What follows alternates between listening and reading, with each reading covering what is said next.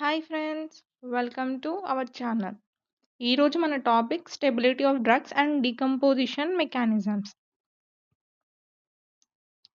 అందరికీ డీకంపోజిషన్ అన్న, హైడ్రాలసిస్ అన్న, స్టెబిలిటీ ఆఫ్ డ్రగ్స్ అన్న మోస్ట్లీ ఎంఫామ్ స్టూడెంట్స్కి అండ్ కొన్ని యూనివర్సిటీలో ఇది బీఫామ్లో కూడా ఉంది. కొంచెం ట్రిక్కీ, కొంచెం కన్ఫ్యూజింగ్గా ఉంటుంది. కాబట్టి మనం ఈ వీడియోలో దాన్ని సింపుల్గా, ఈజీగా ఎలా గుర్తుపెట్టుకోవాలో చూద్దాం. ఓకేనా? Now let's go into the video. So ఈరోజు మన ఫస్ట్ యూనిట్ ఫస్ట్ సెమిస్టర్ వాళ్ళకి స్టెబిలిటీ ఆఫ్ డ్రగ్స్ ఇంకా డీకంపోజిషన్ మెకానిజమ్స్. ఈ చాప్టర్ 15 మార్క్స్ వెయిటేజ్ ఉంటుంది.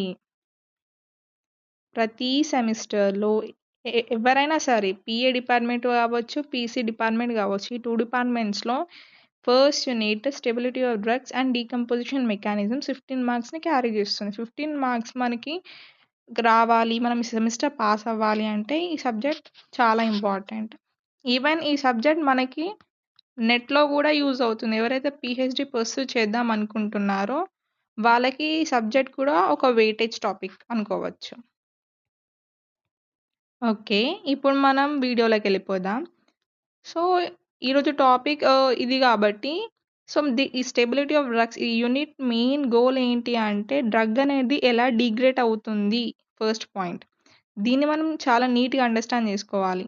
డ్రగ్ అనేది ఎలా డిగ్రేడ్ అవుతుంది, స్టెబిలిటీ అనేది మ్యానుఫ్యాక్చర్ చేసేటప్పుడు, స్టోరేజ్ చేసేటప్పుడు, షెల్ఫ్ లైఫ్ అప్పుడు నిజంగా ఇంపార్టెంటా, ఇంకా డిగ్రేడేషన్ అవుతుంది కదా అంటే డిడక్షన్ అవుతుంది. డిగ్రేడేషన్ అంటే ఏంటి? డిడక్షన్ అయ్యేటప్పుడు దాన్ని మనం ఎలా ప్రివెంట్ చేసుకోవాలి. చాలామంది stability of drugs and decomposition mechanisms అనగానే షెల్ఫ్ లైఫ్ క్యాలిక్యులేషన్స్ అని చాలామంది సబ్జెక్ట్ని చూస్ చేసుకోరు. కానీ అలా ఏముండదు, చాలా ఈజీగా థియరీ పార్ట్తోనే మనం ఈ సబ్జెక్ట్ అనేది కంప్లీట్ చేద్దాం. ఓకేనా?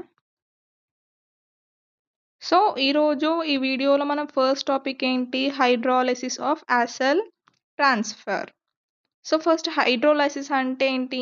హైడ్రోలైసిస్ అనే ఫస్ట్ టాపిక్. సెకండ్ టాపిక్ ఏంటి? ఆక్సిడైజేషన్.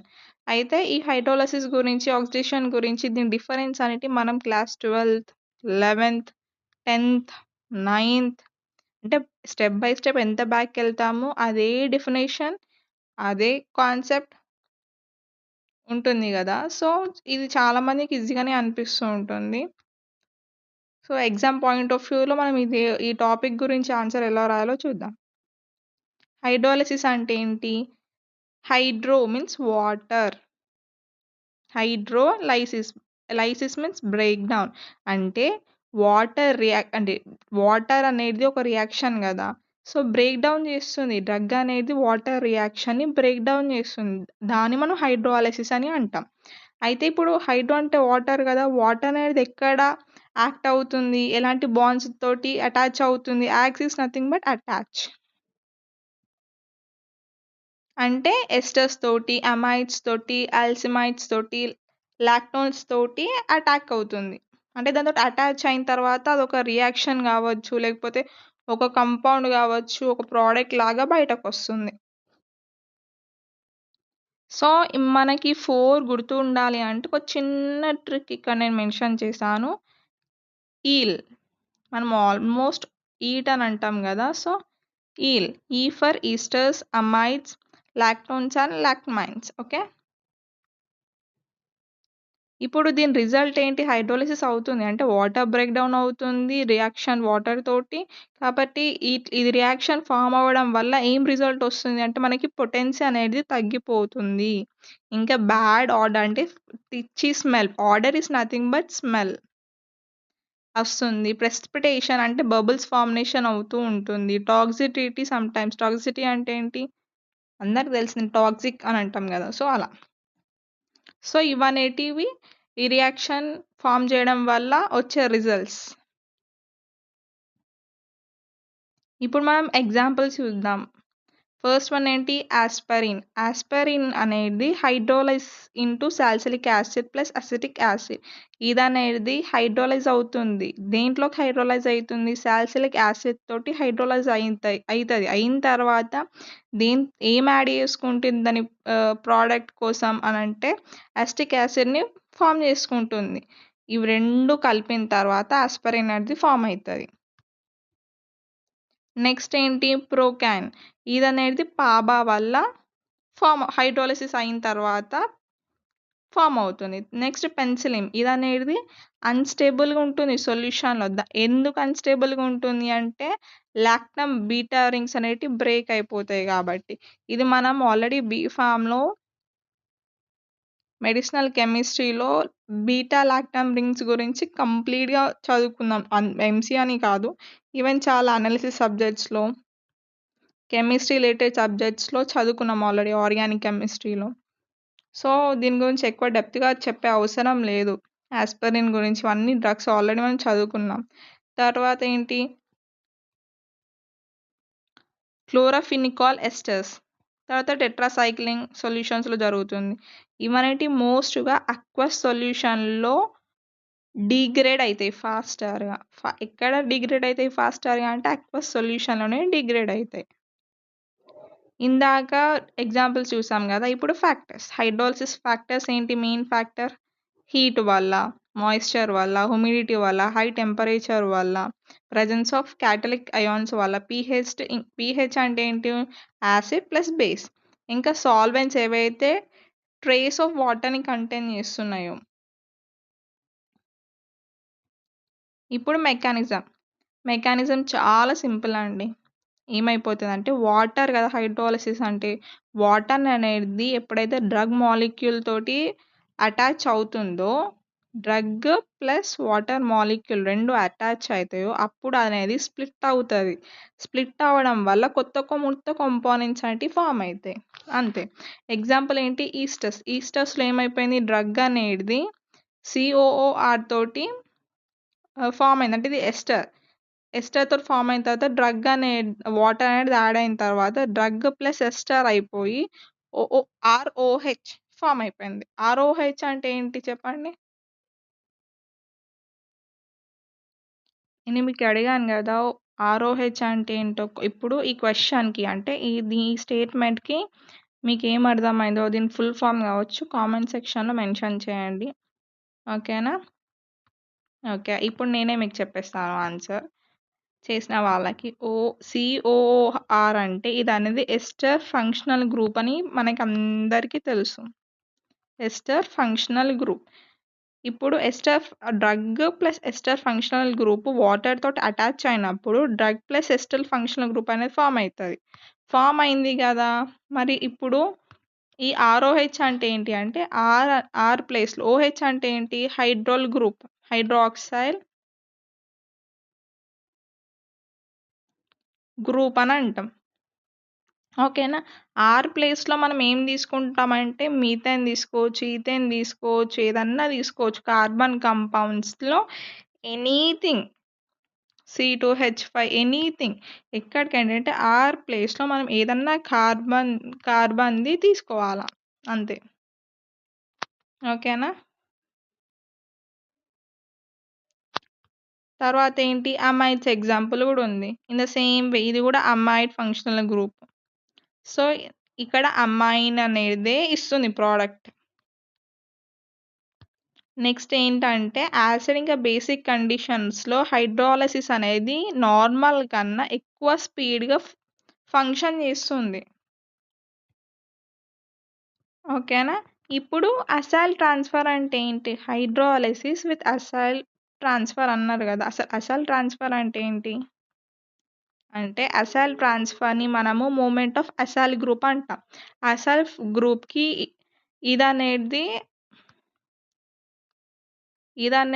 అదొక ఫంక్షనల్ గ్రూప్ అంటే కెమికల్ ఫార్ములా అనుకుని గూడా అనుకోవచ్చు.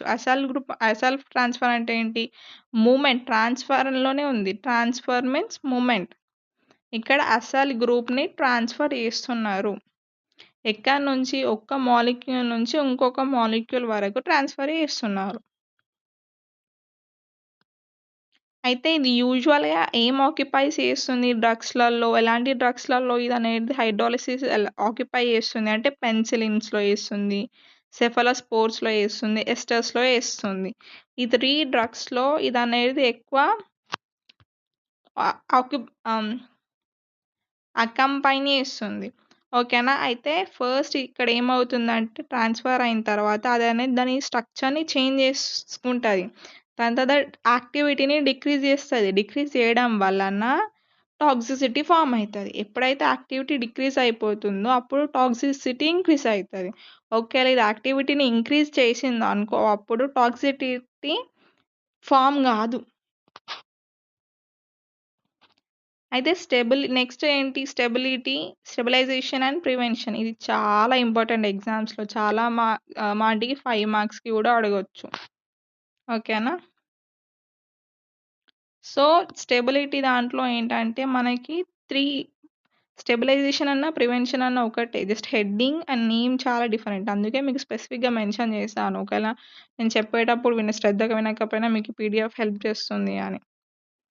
అయితే ఫార్ములేషన్ స్ట్రాటజీస్, ప్యాకింగ్, ఇంకా స్టోరేజ్ ఈ 3 అనేది స్టెబిలైజేషన్‌లో అంటే ప్రివెన్షన్‌లో ఇంపార్టెంట్ రోల్‌ని ప్లే చేస్తాయి. అసలు ఫార్ములేషన్ స్ట్రాటజీస్ అంటే ఏంటి అంటే డ్రై పౌడర్స్‌ని ప్రిపేర్ చేయడం.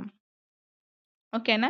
తర్వాత పీహెచ్‌ని బఫర్ సిస్టమ్స్‌లో కావచ్చు, లేకపోతే యాసిడ్‌లో కావచ్చు. అప్పుడు పీహెచ్ అనేది ఆప్టిమమ్‌గా ఉందా లేదా చూజ్ చేసుకోవడం. తర్వాత వాటర్‌ననేటిది నాన్ అక్వస్ సొల్యూషన్స్ తోటి రీప్లేస్ చేయడం. ఫస్ట్ వన్ ఏంటి? డ్రై పౌడర్స్‌ని ప్రిపేర్ చేసుకోవడం, పీహెచ్ అనేది ఆప్టిమైజ్ చేయడం, వాటర్ అనేది నాన్ అక్వస్ సాల్వెంట్స్ తోటి రీప్లేస్ చేయడం. నాన్ అక్వస్ సాల్వెంట్స్ అంటే ఎగ్జాంపుల్ ఏంటి? ఆల్కహాల్, గ్లిజరిన్, ప్రొపలిన్ గ్లైకాల్ అలా. నెక్స్ట్ ఏంటి? ప్యాకింగ్‌లో ఏమైపోయింది? Silica gel. సిలికా జెల్ అంటే ఏంటి? డెసికెన్స్. అదొక డెసికెన్స్ కాబట్టి అలా. నెక్స్ట్ వన్ ఏమైపోయింది? ప్యాకింగ్ ఎట్లా చేయాలా? సిలికా జెల్స్‌లో ఒక రకంగా ప్యాకింగ్ చేయాలా? మాయిశ్చర్ ప్రూఫ్ కంటెంట్స్ ఉండాలా? బ్లిస్టర్ ప్యాకెట్స్ ఉండాలా? హ్యూమిడిటీని ప్రొటెక్ట్ చేయాలా? టైట్‌గా ప్యాక్ చేయాలా? డ్రైగా కూడా ప్యాక్ చేయాలా? అంటే టైట్‌గా ప్యాక్ చేస్తే ఏంటంటే వాటర్ లేకపోతే మాయిశ్చర్ అనేటివి లోపటికి ఎంటర్ కావు ప్యాకింగ్ లోపటికి అందుకు. స్టోరేజ్ అంటే దానికి అందరికీ తెలుసు. డ్రైలో స్టోరేజ్ చేయాలా, కొన్ని ఫ్రిడ్జ్‌లో చేయాలి. కొన్ని దాంట్లో ప్రొలాంగ్‌గా హీట్ చేయకూడదు. కొన్నిట్లో హ్యూమిడిటీని కూడా అవాయిడ్ చేయాలి అలా.